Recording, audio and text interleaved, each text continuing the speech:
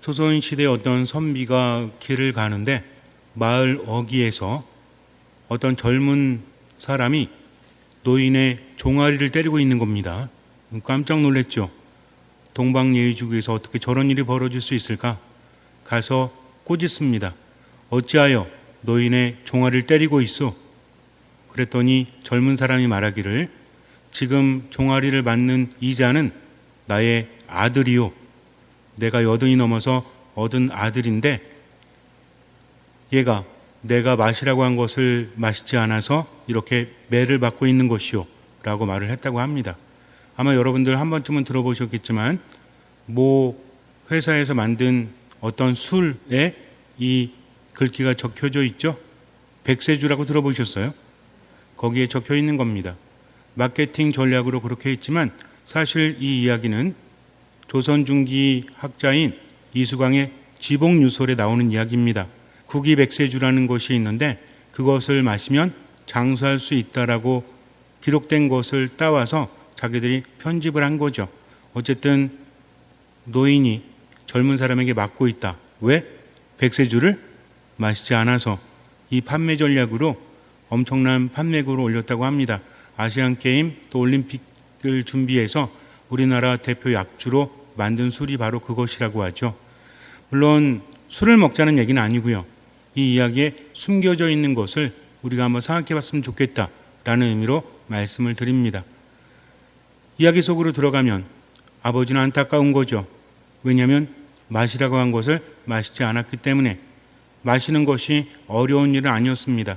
그러나 차일피일 미루다가 아버지보다 나이가 훨씬 들어 보이게 된 거죠.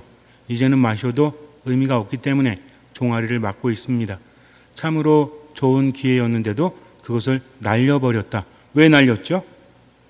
자꾸만 미루다가 아마 그랬을 거예요. 어려운 일이 아니었기 때문에.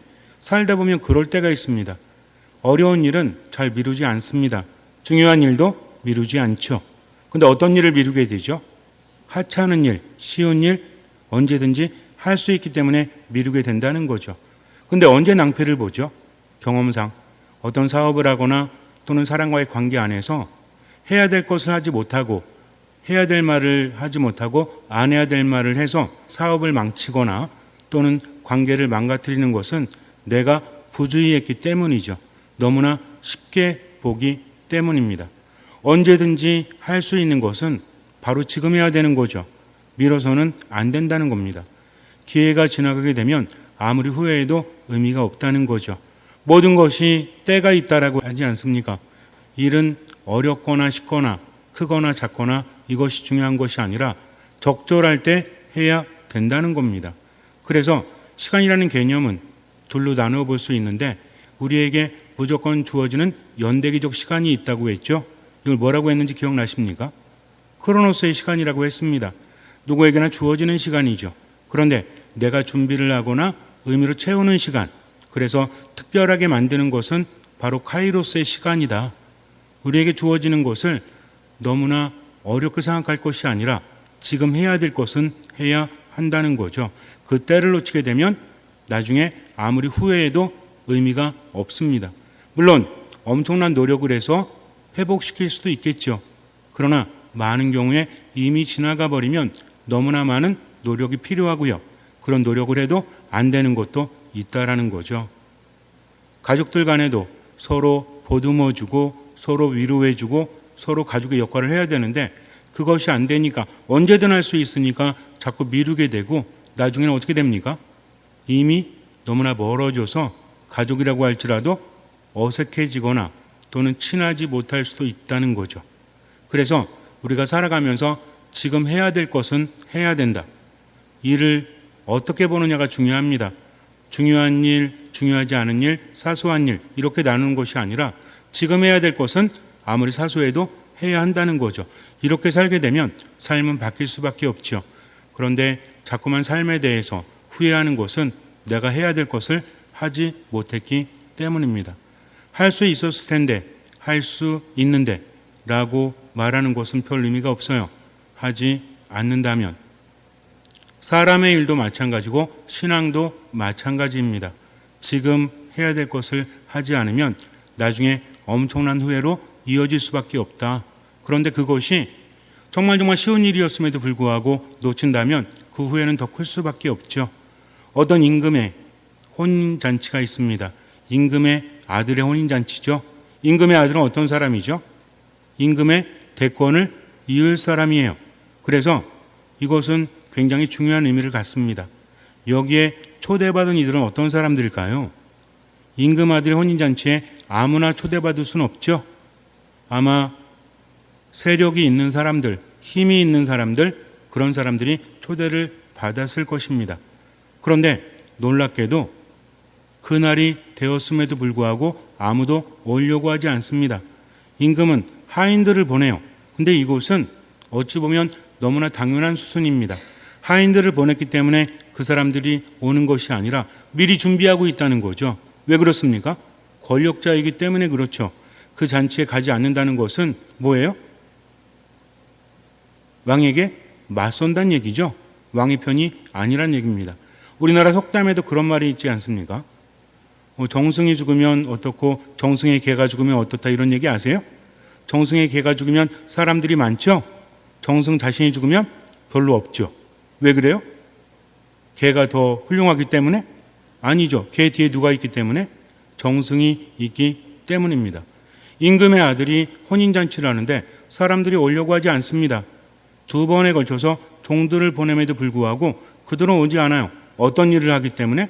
밭에 나가서 일하고 장사하기 위해서 오지 않는다. 중요한 일도 아니었습니다. 그런데도 오지 않는다는 것은 혼인잔치 자체가 중요하지 않다라고 여기는 것이 아니라 임금을 인정하지 않는다는 거죠. 심지어는 어떻게 하죠? 종들을 주의까지 합니다.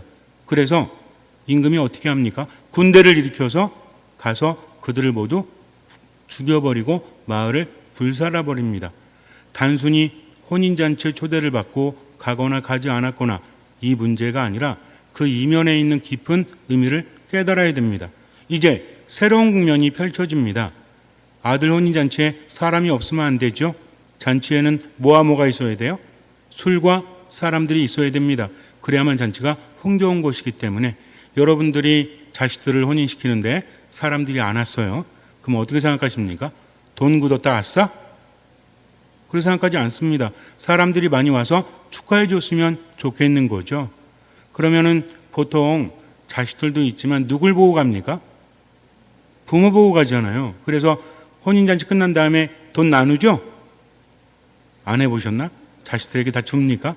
그러니까 아빠, 엄마 손님이 따로 있고 자녀들 손님이 따로 있는 거죠.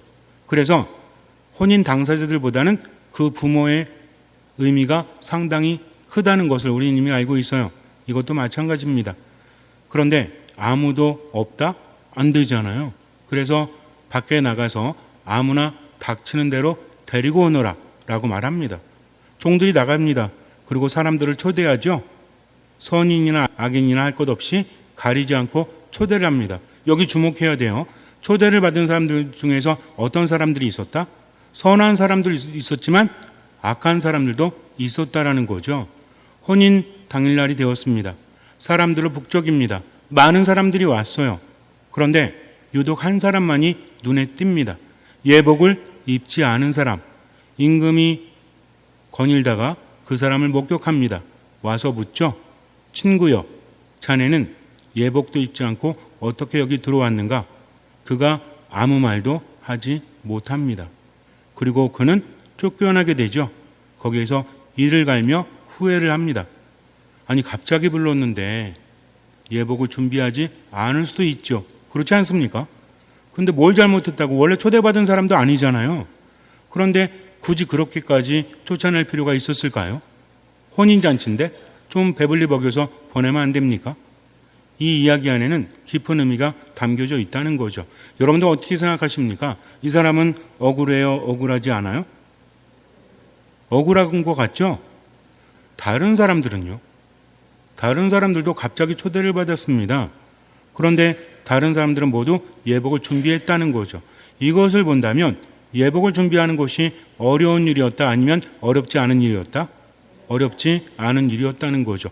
누구나 준비할 수 있었다는 겁니다. 그래서 온 거죠. 예복을 준비하지 않은 사람은 아예 오지 않았을 거예요. 하지만 이 사람은 예복을 준비하지 않고서도 혼인잔치에 참여를 했다는 것이 문제입니다. 두 번째는 무엇입니까? 임금이 물었을 때 그는 아무 말도 하지 못했다는 거죠. 이 두 가지 사실을 비추어 볼 때 분명히 이 사람은 준비를 할 수 있었음에도 불구하고 준비하지 못한 거죠. 아니, 준비하지 않은 겁니다. 너무 쉽게 생각을 했기 때문이죠. 그 가치를 알아보지 못했기 때문입니다.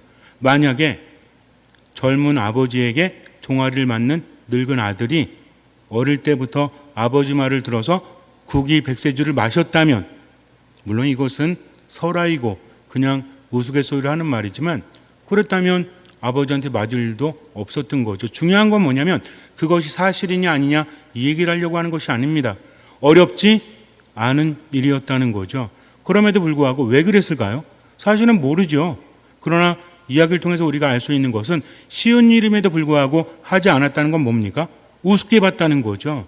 그리고 밀어놨다는 겁니다. 그래서 무엇을 놓쳤다? 기회를 놓쳤다는 거죠. 다른 각도에서 한번 보세요. 이 사람이 임금의 아들 혼인잔치에 초대를 받았다. 그래서 그 자리에 갔다. 그 자리에 간다는 것은 아무나 갈 수 있는 것이 아닙니다. 그것은 하나의 기회라는 거죠. 어떤 기회입니까? 임금과 임금의 아들과 친해질 수 있는 기회라는 거죠. 더군다나 이스라엘 사람들은 혼인 예복을 중요하게 여깁니다. 마을에서 어떤 잔치가 있을 때 신랑 신부가 혼인을 할 때 이것은 큰 잔치예요. 이미 1년 전부터 준비되어 있는 겁니다. 신랑이 신부를 데리고 와서 잔치를 벌일 때 그때 사람들은 어떻게 해야 돼요? 그 잔치에 참여를 해야 됩니다. 그래서 손꼽아 기다리는 거죠. 왜 그랬을까요? 옛날에는요, 편의점도 없어요. 음식점도 많지 않습니다. 배불리 먹을 만한 경제적인 여유도 없죠. 그런데 혼인잔치가 되면 뭐가 나와요? 술이 나옵니다. 술만 나옵니까? 안주도 나옵니다. 굉장한 잔치라는 거죠. 하루 이틀 준비한 게 아닙니다. 거의 1년 이상을 준비했다는 거죠. 그래서 신랑 신부의 집에서뿐만 아니라 마을 사람들도 고대하는 겁니다. 그날이 되면 거기 가서 즐겁게 놀아야지. 이 가슴이 좀 두근두근 거리는 거죠. 왜? 놀 기회가 별로 없잖아요. 요즘에는 뭐 노래방이다 술집이다 엄청나게 많아가지고 너무나 놀 기회가 많지만 당신은 그렇지 않습니다. 우리나라도 그랬죠. 아마 이 중에도 어르신들 같은 경우에는 그런 추억이 남아있는 분도 계실 거예요. 동네에서 혼인잔치를 한다 그러면 마을 사람들이 다 모이죠. 그래서 뭐 합니까? 음식 만들죠. 아이들은 또 어때요? 엄마가 만들고 있으면 가서 한 입 먹죠. 전 같은 거 부치거나 이렇게 할 때 애들이 오면 한 입 주죠. 나가서 놀다가 또 출출하면 어때요? 또 갑니다. 잔치집은 후합니까? 후하지 않습니까? 후하죠. 그래서 며칠 동안 준비를 하고 난 다음에 잔치를 벌이면 동네 사람들 와서 마시고 춤추고 놀고, 그럴 때 또 초대받는 손님들이 있죠. 어떤 손님들이 있어요? 물론 저도 직접 보지는 못했지만 각설이들이 있대요. 각설이들. 이 각설이들이 와서 뭐 합니까? 지금으로 따지자면 어떤 사람들이에요? 연예인들이죠. 어떤 연예인? 춤추고 노래하는 사람들. 그래서 각설이 타령을 한번 쫙 잘 뽑으면 어떻습니까? 먹을 것을 충분히 받아갖고 가는 거죠. 한마디로 동네 잔치이기 때문에 모든 사람들이 준비를 하는 겁니다. 이스라엘도 마찬가지예요. 근데 여기서 중요한 게 있습니다. 혼인잔치라는 것은 사람들의 잔치이기도 하지만 의미를 담고 있다. 이스라엘 백성들에게 있어서 혼인잔치는 신랑과 신부가 만나서 화합하는 굉장히 축하할 만한 자리이기도 하지만 혼인잔치 자체가 하나님 나라를 의미한다는 겁니다. 그래서 거기에 갈 때는 거기에 맞는 예복을 맞춰 입는 거죠. 평상시 준비합니까? 준비하지 않습니까? 준비를 하고 있다는 거죠. 갑자기 사서 오는 것이 아니라 이미 준비된 상태에서 오는 거예요. 근데 이 사람은 그것도 하지 않습니다. 그래서 쫓겨나고 후회를 한다는 거죠. 갑자기 초대받았는데 왜 그럴까가 아니라 그 좋은 기회를 그 사람은 놓친 것이다. 참으로 안타깝다는 거죠. 우리는 어떻습니까? 인생을 살면서 신앙적인 것이 아니라고 할지라도 사소하게 보니까 언제든지 할 수 있다라고 여겨서 언제 안 하니까? 지금 안 하니까 나중에 엄청나게 후회를 한다는 거죠. 지나고 나면 아무리 후회해도 의미가 없어요. 신앙도 마찬가지입니다. 하느님 안에 머물 때 언제 머물러야 된다? 지금 머물러야 된다는 거죠. 그렇다면 예복을 준비해야 되는데 예복이라는 것은 어떤 의미가 있죠? 예복이라는 것은 내 마음대로 하는 것이 아니라 내가 초대받아서 그 자리에 갈 때 그 자리의 의미를 밝히는 거죠. 그렇지 않습니까? 여러분들도 혼인잔치 갈 때하고 장례식 갈 때 의복이 비슷해요? 그렇지 않죠? 장례식 갈 때는 어때요? 조금이 아니라 가급적 단정하게 그리고 엄숙하게 준비하지 않습니까? 그리고 혼인잔치 갈 때는 조금 화려해도 되겠죠?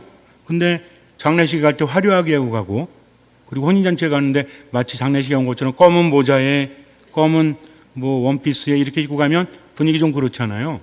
혼인잔치에 가서 신랑 신부에게 축하한다고 하면서 하얀 국화를 선물해 준다면 그러면 뭐예요 이거? 완전히 망치는 거지, 그죠? 하얀 국화는 어디 가져갑니까? 장례식장에 가져가는 것이기 때문에 그래요. 즉 예복을 준비한다는 것은 상대방에게 맞춘다는 겁니다. 혼인잔치가 하느님 나라요. 우리가 초대를 받았다면 이건 하나의 기회라는 거죠. 하느님 안에 머물 수 있는, 하느님 안에 머물 때 어떤 효과가 있죠? 하느님과 함께 할 때 힘을 얻습니다. 하느님께 치유를 받습니다. 함께 한다는 것은 너무나 큰 거죠. 그렇다면 함께 할 때 우리는 어떻게 해야 돼요? 그에 맞가진 행동을 해야 한다는 겁니다. 하느님께 거저 초대를 받았다면 예복을 준비해야 되는 거죠. 예복은 상대방에게 맞추는 거라고 했죠. 하느님 잔치에서 어떤 예복이 필요할까요? 그분의 말씀을 듣고 그 말씀을 실천하는 것. 혼인잔치에 참여하는 사람들은 어떤 사람들이었어요? 처음에는 임금의 편이었죠. 임금의 편은 어떤 사람들이죠? 임금이 가장 높죠. 나머지는 다 뭐예요? 신하들은 다 종입니다. 그렇기 때문에 신하들은 임금의 말에 순명하는 거죠. 이 사람들이 잔치에 오지 않았다는 것은 더 이상 순명하지 않겠다는 의미예요. 새롭게 초대받은 사람들이 예복을 준비했다는 것은 임금의 말을 듣고 순명하겠다는 그런 의미로 우리는 받아들여야 합니다. 하느님 앞에 나갈 때 비싼 옷을 입고 비싼 준비를 하고 이것이 아니라 예물이라는 것은 상대방에게 맞추는 것처럼 예복이라는 것은 상대방에게 맞추는 것처럼 우리 또한 하느님의 말씀을 듣고 언제? 지금 여기에서 실천하면서 살아가는 거죠. 무엇입니까? 내 뜻이 아니라고 할지라도 하느님의 뜻이라면 미루지 않는다. 그것이 아무리 작은 것이라도 실천한다는 거죠. 겸손하라고 하면 겸손하기 위해서 최선을 다하는 겁니다. 하느님께 맡기고요. 그리고 사랑하라고 하면 최선을 다해서 사랑하며 살아가는 겁니다. 감사하라고 하면 감사할 거리를 찾아내서 감사하면서 살아가는 거죠. 하느님은 우리에게 무엇을 바라십니까? 언제나 기뻐하기를 바라십니다. 끊임없이 기도하기를 바라십니다. 모든 것에 감사하기를 바라신다는 거죠. 이것이 예수 그리스도 안에서 하느님께서 여러분에게 바라시는 것입니다라고 이야기하죠. 어떤 성경 구절에 있어요? 오늘은 안 가르쳐 드릴래요. 집에 가서 한번 찾아보세요. 이것이 주님의 뜻입니다. 내 상황이 어떠하든지 간에 하느님과 함께 있기 때문에 그렇게 사는 거죠. 그럼 한번 생각해 보세요. 언제나 기뻐하는 사람은 어떤 사람이에요? 하느님 생각에 내 마음 기뻐 뛰노나니 성모님처럼 겸손한 사람이에요. 끊임없이 기도하는 사람은 어떤 사람입니까? 자기 의도대로 판단하지 않고 자기를 내세우지 않고 하나님의 뜻이 무엇인가 어떤 마음으로? 듣는 마음으로 살아가는 거죠. 모든 것에 감사하는 사람은요. 때로는 힘들고 부정적인 일을 당한다고 할지라도 하느님께서 함께 하시니 무슨 의미가 있겠지 하면서 묵상하면서 기쁘게 받아들이는 거죠. 이런 사람은 어떤 사람이에요? 예복을 준비한 사람입니다. 우리는 이것을 하나로 요약할 수 있죠. 어떤 마음으로 살아가는 사람? 듣는 마음으로 언제를? 지금을 살아가는 사람. 누구의 뜻대로? 하나님의 뜻대로. 무엇을 다하죠? 최선을 다합니다. 나머진 맡기는 거죠. 잠시 눈을 감으세요. 하느님 나라에 초대를 받은 우리들은 예복을 준비해야 합니다. 예복은 무엇입니까? 하느님의 말씀을 듣고 그것을 따르는 거죠. 최선을 다해서 나머지는 맡기는 겁니다. 그러므로 하나님의 뜻대로 언제나 기뻐하면서 지금을 살아가십시오. 끊임없이 기도하십시오. 모든 것에 감사하십시오. 그런데 언제나 기뻐하는 것은 끊임없이 기도하지 않으면 이루어지지 않습니다. 모든 것에 감사하는 것도 끊임없이 기도하지 않으면 그렇게 될 수 없다는 거죠. 끊임없이 기도할 때 하나님의 뜻을 알게 되고 그것을 실천할 때 하나님을 체험하게 되고 우리는 자연스럽게 감사하면서 기뻐할 수밖에 없습니다. 그러니 이 순간 그 무엇도 미루지 말고 하나님의 뜻이라면 최선을 다해서 실천하십시오. 나머지는 하나님께 맡기십시오. 그리고 지금을 살아가십시오. 주님께서는 그 믿음을 보시고 우리 삶에 놀라운 기적을 일으켜 주실 것입니다. 아멘.